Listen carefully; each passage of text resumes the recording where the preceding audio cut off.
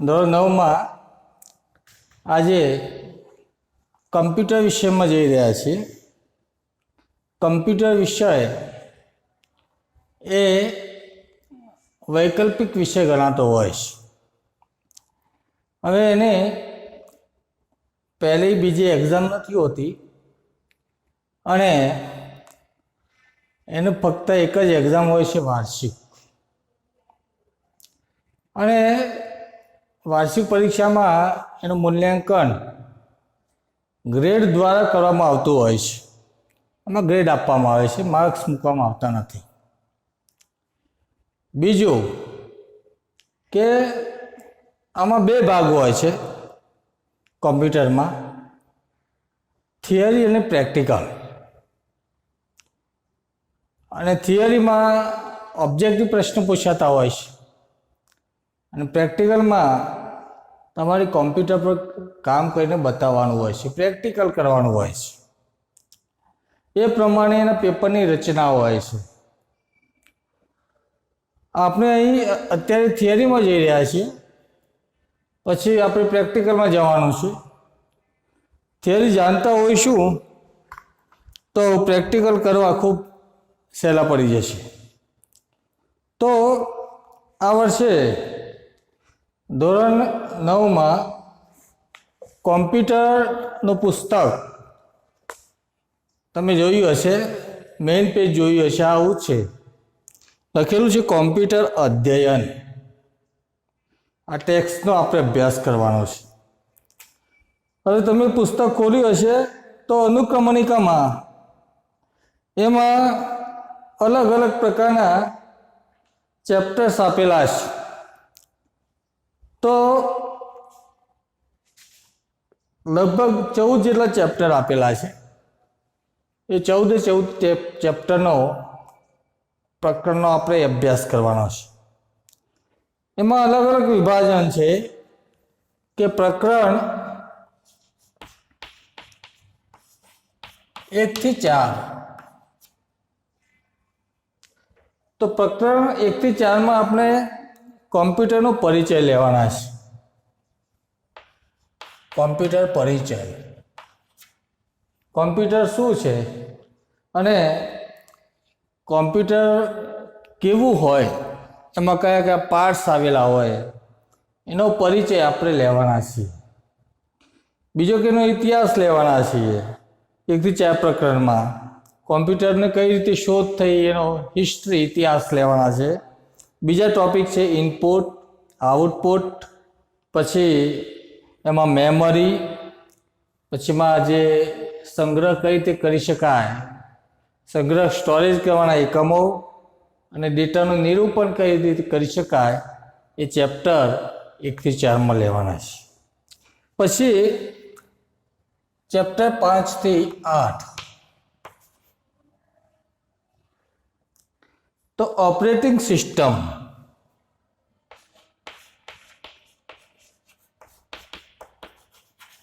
Operating system એટલે તમે એને કઈ રીતે સંચાલન કરશો, કઈ રીતે ચલાવશો, અને એમાં તમારે કઈ રીતે કમાન્ડ આપવાના છે. તો એ આપણે ચેપ્ટર 5 થી 8માં લેવાના છે. ઉબુન્ટુ એની સુવિધાઓ કઈ છે તમે નામ પણ સાંભળ્યું હશે, તો એના વિશે 5 થી 8 ચેપ્ટરમાં અભ્યાસ કરવાનો છે. હવે એ ચેપ્ટર 9 થી ચેપ્ટર 11 એમાં જે બધા સોફ્ટવેર, હાર્ડવેર જેવા ઘટકો છે એનો અભ્યાસ કરવાનો છે. પછી એમાં મેઇલ મર્જ કઈ રીતે કરી શકાય એનો અભ્યાસ કરવાનો છે. ચેપ્ટર 12માં આપણે પ્રેઝન્ટેશનનો પરિચય મેળવીશું. ચેપ્ટર 13માં અહીં સોફ્ટવેર, અહીં પ્રેઝન્ટેશન. 13માં આપણે ઇન્ટરનેટ, અત્યારે ખૂબ જ ઇન્ટરનેટ શબ્દ આપણે સાંભળીએ છીએ, જોઈએ છીએ અથવા તો એનો ઉપયોગ કરીએ છીએ એનો પરિચય મેળવીશું. અને 14મો છેલ્લું ચેપ્ટર છે તો એમાં ઈમેલ કઈ રીતે કરી શકાય, પત્ર વ્યવહાર છે, વિઝાનું પત્ર વ્યવહાર કઈ રીતે કરી શકાય, અને ઇન્ટરનેટ અથવા કોમ્પ્યુટરની સલામતી કઈ છે એના વિશે ચેપ્ટર 14માં અભ્યાસ કરવાનો છે. હવે આપણે આજે શરૂઆત કરી રહ્યા છીએ પ્રકરણ 1ની કમ્પ્યુટર પરિચય. તો 1 થી 4માં આપણે કમ્પ્યુટર પરિચય વિશે જાણવાનું હતું, એ આપણે લખ્યું છે. તો આપણે અહીં કમ્પ્યુટરનો પરિચય લેવાનો છે કે કમ્પ્યુટર શું છે, એનો પરિચય.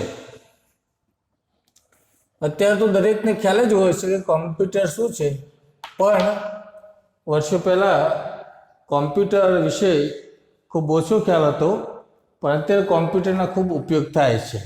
એટલે દરેક વ્યક્તિ કોમ્પ્યુટરથી પરિચિત હોય છે. એટલે કોમ્પ્યુટર એ અત્યારે બહુલક્ષી યંત્ર બની ગયું છે. મશીન છે પણ કયું બહુલક્ષી, અનેક લક્ષણોવાળું મલ્ટીપર્પઝ મશીન કહેવાય છે. જેના માટે શબ્દ વાપરે છે મલ્ટીપર્પઝ મશીન.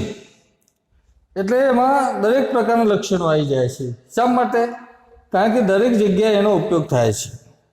અત્યારે જે ઓફિસ વર્કમાં તમે જુઓ, સરકારી વર્ગમાં જુઓ અથવા તો કોઈ પણ વર્ગોમાં જુઓ તો મોટા ભાગનું કાર્ય પેપરલેસ થવા લાગ્યું છે. લખવાથી મુક્ત થવાનું કામ ચાલે છે અને મોટાભાગનું કોમ્પ્યુટરથી જ કામ થતું હોય છે, કાર્યાલયમાં આપણે જોઈએ છીએ. એટલે અલગ અલગ પ્રકારના ક્ષેત્રોમાં, ઉદ્યોગોમાં પણ, ઇન્ડસ્ટ્રીમાં પણ કોમ્પ્યુટરનો ઉપયોગ થાય છે.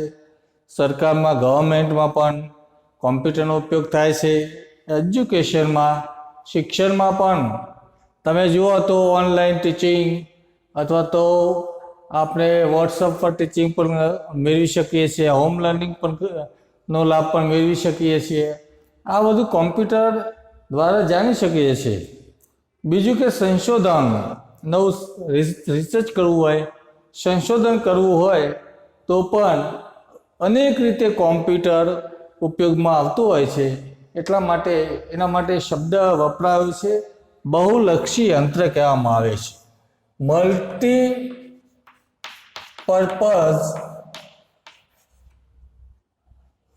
મલ્ટીપર્પઝ મશીન, બહુલક્ષી યંત્ર એને કહેવામાં આવે છે. હવે એમાં જઈશું કે એની કાર્ય પદ્ધતિ કઈ છે, કઈ રીતે કાર્ય કરે છે. કોમ્પ્યુટર આપણે ચલાવવું હોય તો આપણે એને કાર્ય પદ્ધતિ, એનું વર્ક કઈ રીતે થાય છે એ આપણે જાણવું જોઈએ. તો કાર્ય પદ્ધતિ કઈ રીતે થાય છે, વર્કિંગ પેજ નંબર 1 ઉપર પણ માહિતી આપેલી છે કે working of a typical computer. તો એમાં તમે જોશો કે દરેક વ્યક્તિ અલગ અલગ પ્રકારે કામ કરે છે. ઉદાહરણ આપેલું છે કે કેલ્ક્યુલેટરનું કાર્ય જો ગણતરી કરવી હોય તો આપણે કેલ્ક્યુલેટરનો ઉપયોગ કરીએ છીએ. ડ્રાઈવર, એને વાહન ચલાવવું હોય તો એ ડ્રાઇવિંગ કરે છે. અને ચિત્રકાર, પેઇન્ટર, ડ્રોઈંગ કરવું હોય, ચિત્ર દોરે છે પેઇન્ટિંગ કરીને. એવી રીતે દરેકને એની માર્ગદર્શિકા હોય છે, એના સ્ટેપ હોય છે, અથવા એનો ફોલો થવું પડે છે. ડ્રાઈવર હોય તો એને ગાડી ચલાવવી હોય તો એને કઈ રીતે ગિયર પાડવો, કઈ રીતે સ્ટેરિંગ પર કંટ્રોલ કરવો, કઈ રીતે બ્રેક મારવી, આ બધું એને આવડવું જોઈએ તો એ વાહન ચલાવી શકે છે, નહીં તો ચલાવી શકતો નથી. ચિત્ર દોરવું હોય તો કઈ રીતે એને દોરવું, કઈ રીતે કલર પૂરવા, કઈ રીતે આબેહૂબ બનાવવું, એ આપણે જાણીએ તો સરસ ચિત્ર આપણે બનાવી શકીએ છીએ.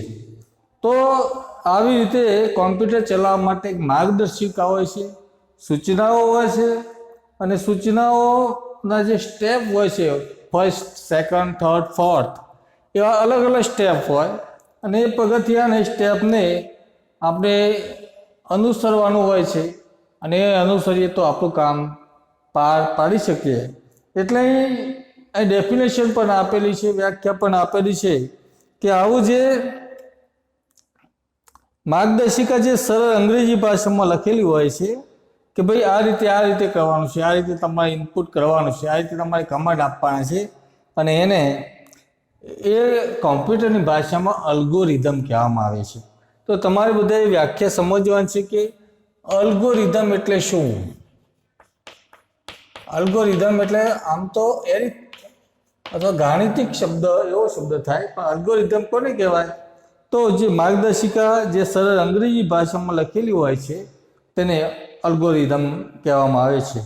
એટલે શોર્ટમાં અલ્ગોરિધમ એટલે એમાં સૂચનાઓનો સેટ હોય છે, અને સૂચનાઓનો સેટ હોય એ તમારે એનો અમલ કરવાનો હોય છે. અલગ અલગ ક્ષેત્રે દાખલા તરીકે ટિકિટનું રિઝર્વેશન કરાવવું હોય તો એ રિઝર્વેશન કરવા માટે કોમ્પ્યુટરને અલગ અલગ કમાન્ડ આપવાના હોય છે. માર્કશીટનું પ્રિન્ટિંગ કરવું હોય તો એના પણ અલગ કમાન્ડ હોય છે. ધંધાકીય અહેવાલનું પ્રિન્ટિંગ કરવાનું હોય એના કમાન્ડ અલગ હોય, અને સંદેશાને આપલે કરવાનું હોય, બિલ બનાવવાનું હોય. તો આ શબ્દ અને આંકડાકીય માહિતી ઉપરાંત બીજા કોઈ ધ્વનિ, વિડીયો, ચિત્ર બનાવવાના હોય તો એને સ્ટેપ અનુસરવાનું હોય છે. એટલા માટે કોમ્પ્યુટરની ભાષામાં આને અલ્ગોરિધમ કહેવામાં આવે છે. હવે કોમ્પ્યુટરમાં આપણે માહિતી મૂકવાની હોય છે, સૂચનાઓ આપવાની હોય છે, અને આપણે ઇનપુટ કહીએ છીએ. અંદર આકૃતિ આપેલી છે પેજ નંબર 1 ઉપર. તે ઇનપુટ પછી અહીં કોમ્પ્યુટર આપણે વ્યક્તિ ઉપયોગ કરતા અહીં સૂચનાઓ મૂકે છે, તો કોમ્પ્યુટર એની પ્રોસેસ કરે છે, પ્રક્રિયા કરે છે, અને છેલ્લે આપણને આઉટપુટ આપે છે. આઉટપુટ એટલે નિપજ. એટલે બે શબ્દો સમજવાના છે કે ઇનપુટ કોને કહેવાય અને આઉટપુટ કોને કહેવાય. એટલે ઇનપુટની વ્યાખ્યા એવી થાય કે જે સૂચનાઓ આપીએ આપણે, અને સૂચનાઓને કારણે જે સૂચનાઓ આપીએ એ સૂચનાઓને કારણે પ્રોસેસ થાય, અને જે પરિણામ મળે એને આપણે આઉટપુટ કહીએ છીએ. તો અહીં આપેલું છે ઇનપુટમાં text, data and instruction from users. અહીં તમે ફિગર આપેલી છે આકૃતિ number 1.1. Text, data and instruction from users. તો જે ઉપયોગકર્તા છે એ ડેટા લે છે અને એન્ટર કરે છે, સૂચનાઓ કોમ્પ્યુટરને આપે છે, કોમ્પ્યુટર પ્રોસેસ કરે છે, અને છેલ્લે આપણને નિપજ મળતી હોય છે, આઉટપુટ મળતું હોય છે. જે પ્રમાણે તમે સૂચના આપેલી હોય એ પ્રમાણે આપણને એનો ઉત્પાદન મળતું હોય છે, નિપજ મળતી હોય છે. કે ઇનપુટ એટલે કોને કહેવાય? તો ડેટા અને સૂચનાઓ, ડેટા અને સૂચનાઓ જે આપણને કોણ આપે છે? ઉપયોગકર્તા આપે છે, યુઝર્સ આપે છે. Data and instruction given by users, એને ઇનપુટ કહેવામાં આવે છે. અને પછી આઉટપુટ કોને કહેવાય છે? તો એની પ્રોસેસ કરે અને જે પરિણામ રિઝલ્ટ મળે છે, રિઝલ્ટ જે પ્રમાણે ડેટા આપેલો હોય એ પ્રમાણે એનું રિઝલ્ટ મળે છે, એને આઉટપુટ કહેવામાં આવતું હોય છે. એ પ્રમાણે તો પછી શું કરવામાં આવે છે? તો યંત્ર ભાષામાં સૂચનાઓનો સેટ છે, એના માટે શબ્દ વપરાય છે પ્રોગ્રામ, PROGRAM. આપણે જે સામાન્ય રીતે વ્યવહારમાં પ્રોગ્રામ શબ્દ કાર્યક્રમ માટે વાપરીએ છીએ, પણ અહીં જે કોમ્પ્યુટર માટે સૂચનાઓનો જે સેટ હોય છે એને પ્રોગ્રામ કહેવામાં આવે છે. હવે આગળ જઈશું આપણે કે કોમ્પ્યુટરના કયા કયા ઉપયોગો છે. સામાન્ય રીતે આપણે જાણીએ છીએ, અંદર લિસ્ટ પર આપેલું છે કે એક તો ટિકિટ આરક્ષણ. આરક્ષણ એટલે શું કહેવાય? એને રિઝર્વેશન, ટિકિટ રિઝર્વેશન. બસમાં, પ્લેનમાં, ટ્રેનમાં તમારે રિઝર્વેશન કરવું હોય તો તમે કોમ્પ્યુટર દ્વારા કરી શકો છો. કઈ સીટ ખાલી છે, કઈ સીટ ખાલી નથી, કઈ જગ્યાએ ખાલી છે, એ તમે રિઝર્વેશન દ્વારા મેળવી શકો છો. પેમેન્ટ પણ કરી શકો છો. તમારે તે સ્થળે જવાની જરૂર પડતી નથી. એ ટિકિટ રિઝર્વેશન માટે પણ, ટિકિટ આરક્ષણ માટે પણ કોમ્પ્યુટરનો ઉપયોગ થાય છે. ઉપયોગો અહીં આપેલા છે કે કયા કયા એના ઉપયોગો છે. તો એના જે કોમ્પ્યુટરના જે ઉપયોગો છે એમાં પહેલું છે ઉપયોગ. તો રિઝર્વેશન, બસ, ટ્રેન, પ્લેન, તો એ રિઝર્વેશનમાં ઉપયોગ થાય છે. બીજું કે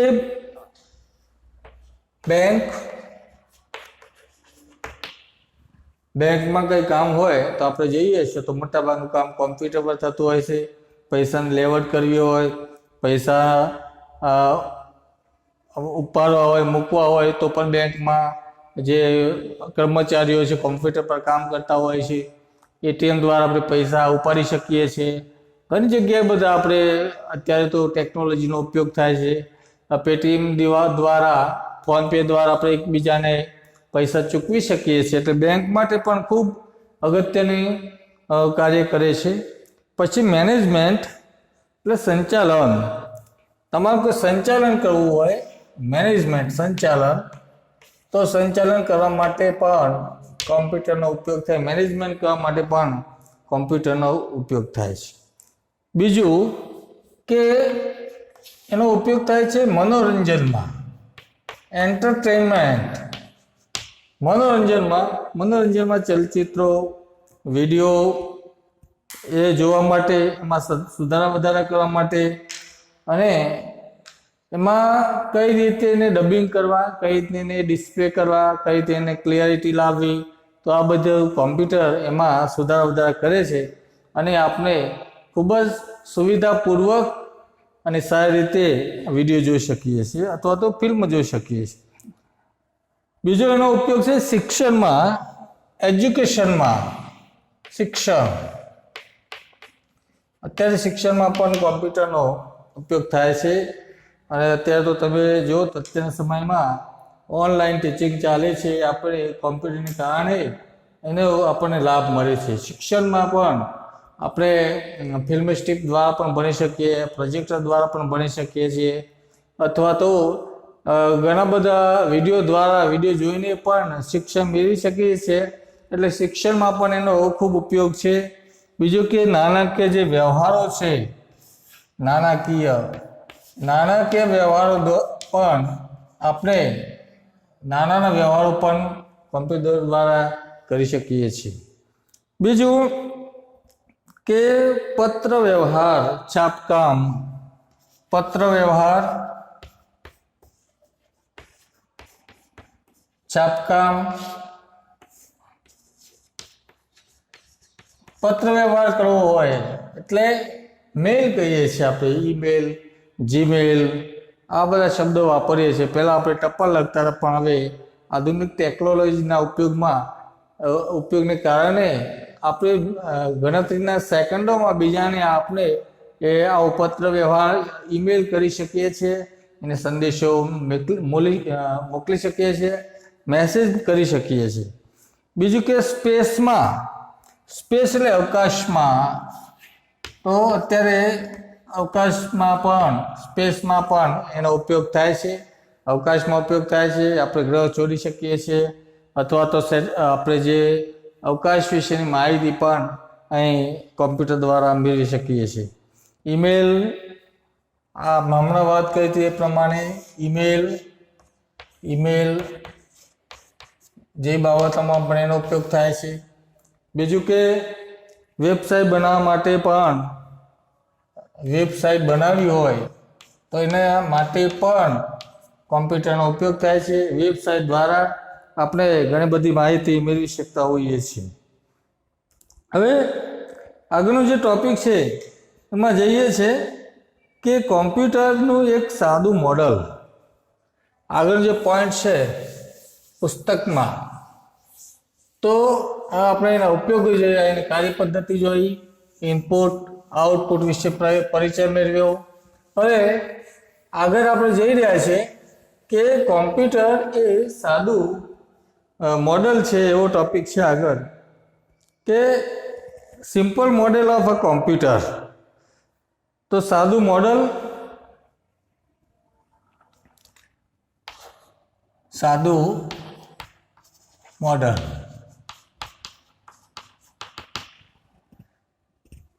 એમાં એક બે ટોપિક છે કે ઇનપુટ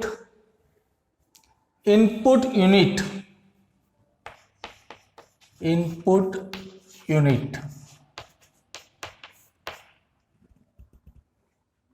પછી બીજો છે મેમરી એન્ડ કંટ્રોલ યુનિટ,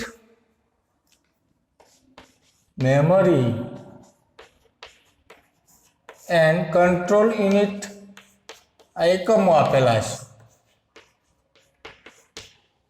અને ત્રીજું છે આઉટપુટ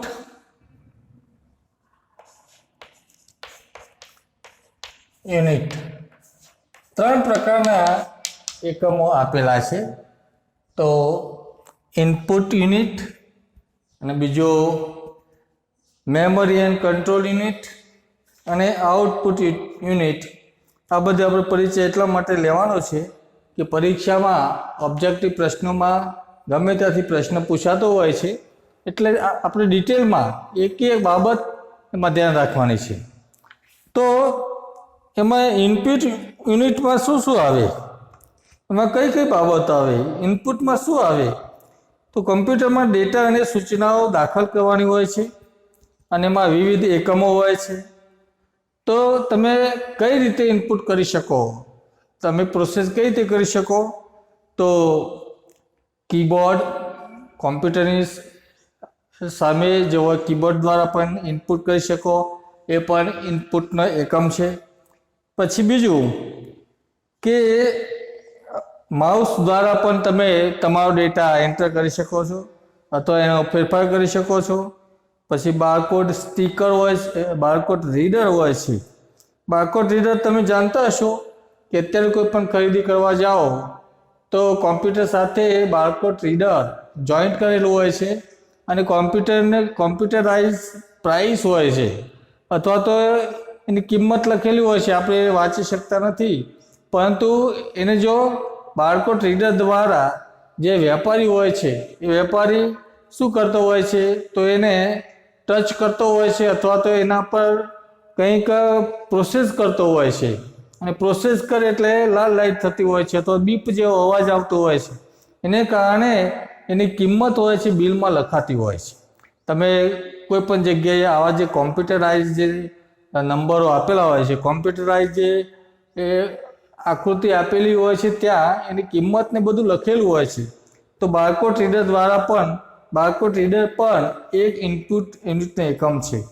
પછી અત્યારે યુએસબી વપરાય છે. યુએસબી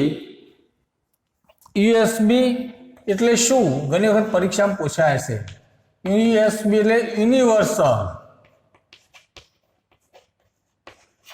યુનિવર્સલ સિરિયલ બસ એવો શબ્દ છે. સિરિયલ બસ. તો યુએસબી એના દ્વારા પણ એ ઇનપુટ યુનિટ એકમ છે. પછી યુનિટ અથવા એકમ છે. પછી આપણે જોઈએ હાર્ડ ડિસ્ક હોય, ઘણા બધા ડેટા સંગ્રહ કરી શકે તેવી હાર્ડ ડિસ્ક. સીડી એટલે એનો ફૂલ ફોર્મ છે કોમ્પેક્ટ ડિસ્ક, એ પણ એક ઇનપુટ યુનિટ છે.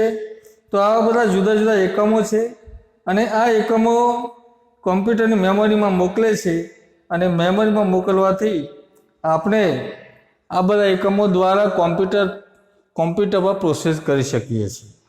અને બીજું હોય છે માઉસ પણ ઇનપુટ યુનિટ છે. માઉસ, કોમ્પ્યુટરની જોડે માઉસ હોય, એના દ્વારા આપણે ડેટા સિલેક્ટ કરી શકીએ છીએ. કર્સર હોય, કર્સરને દ્વારા સિલેક્ટ કરી શકીએ છીએ, પસંદ કરી શકીએ છીએ, અને એના દ્વારા પ્રોસેસ કરી શકીએ છીએ. અને માઉસ તમે જુઓ તો માઉસમાં બટન હોય છે, ઓછામાં ઓછા એક બટન હોય છે. માઉસ દ્વારા આપણે આપણું પેજ ઉપર નીચે અથવા તો ડાબી બાજુ જમણી બાજુ એમાં ટ્રાન્સફર કરી શકીએ છીએ, અથવા તો એમાં બદલી શકીએ છીએ, ફેરફાર કરી શકીએ છીએ. તો આને યુનિટ કહેવામાં આવે છે, ઇનપુટ યુનિટ. બીજું મેમરી એન્ડ કંટ્રોલ યુનિટ, બીજો ટોપિક છે મેમરી એન્ડ કંટ્રોલ યુનિટ. તો ઇનપુટ યુનિટમાં તમે જોયું તો કયા કયા એમાં સાધનો આવે છે? તો keyboard, mouse, barcode reader, USB, hard disk, CD, આ બધા ઇનપુટ યુનિટના એકમો છે. Memory and control unit. તો મેમરી બે પ્રકારની છે. તો મેમરી બે પ્રકારની છે. એક તો પ્રાઇમરી મેમરી અને સેકન્ડરી મેમરી.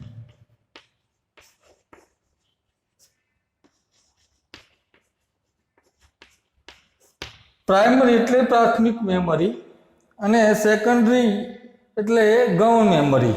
આ બે શબ્દો છે. એટલે એમાં શું કહેવા માંગે છે? તો પ્રાઇમરી મેમરી એટલે હંગામી મેમરી કહેવામાં આવે છે કે એ અસ્થાયી મેમરી છે. અને જ્યારે આ તફાવત જોઈએ તો આ સ્થાયી છે સેકન્ડરી મેમરી અને આ અસ્થાયી છે. એટલે હંગામી એટલે જ્યાં સુધી વીજળી ચાલુ હોય ત્યાં સુધી આ પ્રાઇમરી મેમરીનો સંગ્રહ થયેલો હોય છે. વીજળી બંધ થવાથી એ મેમરી જતી રહેતી હોય છે. એને પ્રાઇમરી મેમરી કહેવામાં આવે છે, એને હંગામી મેમરી કહેવામાં આવે છે અથવા મુખ્ય મેમરી પણ કહેવામાં આવે છે. જ્યારે જે સેકન્ડરી મેમરી છે એ અસ્થાયી નથી હોતી પણ સ્થાયી હોય છે. રોજ માટે રહેતી હોય છે, લાંબા સમય માટે રહેતી હોય છે અને એમાં માહિતીનો નાશ થતો નથી. અને એના માટે મેમરી જે છે સેકન્ડરી મેમરી તો એને સ્ટોરેજ ડિવાઇસ પણ કહેવામાં આવે છે. શા માટે? કારણ કે એમાં સંગ્રહિત કરવામાં આવે છે મેમરી. અને સેકન્ડરી મેમરી સ્થાયી હોય છે, ધીમી હોય છે, ઓછી ખર્ચાળ હોય છે અને ક્ષમતામાં પણ ઘણી વધારે હોય છે. બીજા જે કંટ્રોલ યુનિટના જે બીજા ટોપિક આપેલા છે એમાં એક શબ્દ છે ALU. પરીક્ષામાં પૂછાય છે ALU એટલે શું? ALU એટલે એરિથમેટિક લોજિક યુનિટ.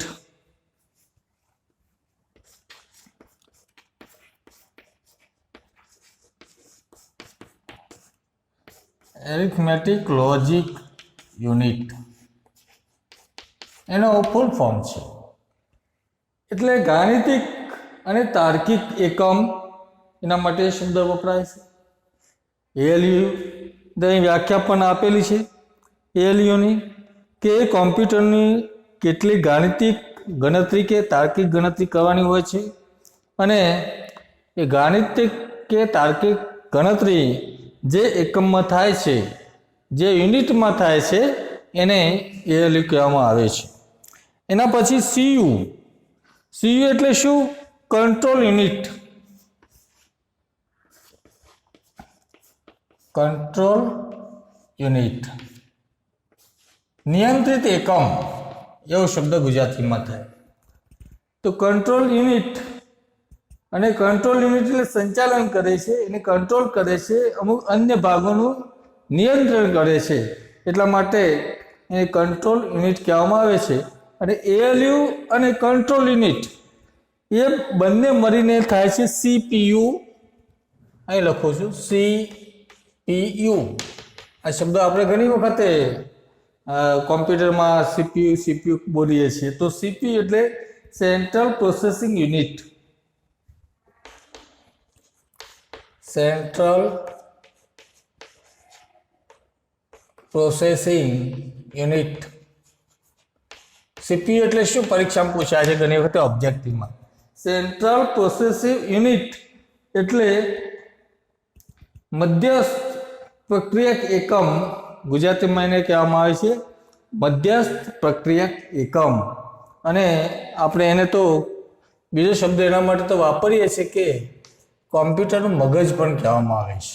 જે રીતે માણસનું મગજ છે, કારણ કે એમાં બધું સંગ્રહ કરેલું હોય છે માણસના મગજમાં, એવી રીતે કોમ્પ્યુટરનું મગજ એ CPU છે. એના પછી ત્રીજો જે પોઈન્ટ છે આઉટપુટ યુનિટ. એને ગુજરાતીમાં નિર્ગમ એકમ કહેવામાં આવે છે. કે એમાં કે જે એક વિઝ્યુઅલ સ્ક્રીન હોય છે, પડદો હોય છે, અને જે પડદો હોય છે આપણે કમ્પ્યુટરની ભાષામાં વિઝ્યુઅલ યુનિટ એટલે જે પડદો હોય છે, અને એ પડદો જેને આપણે મોનિટર કહીએ છીએ, મોનિટર પડદો, અને મોનિટર એ સ્ક્રીન એ મોનિટરનો એક ભાગ છે. માહિતી પ્રદર્શિત આપણે મોનિટર પર જોઈ શકીએ છીએ.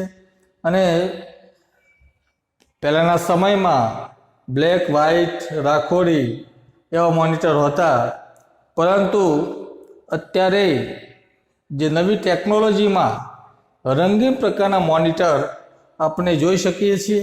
જ્યારે આપણે પ્રેક્ટિકલ કરવા જઈશું ત્યારે બધા પાર્ટ્સ વિશે માહિતી રૂબરૂ મેળવવાના છીએ, પણ આપણે થિયરીમાં મોનિટર એટલે જે પડદો હોય છે ને મોનિટર કહેવામાં આવે છે. તો એવા અત્યારે લેટેસ્ટ મોડલના મોનિટર પણ આપણને જોવા મળે છે.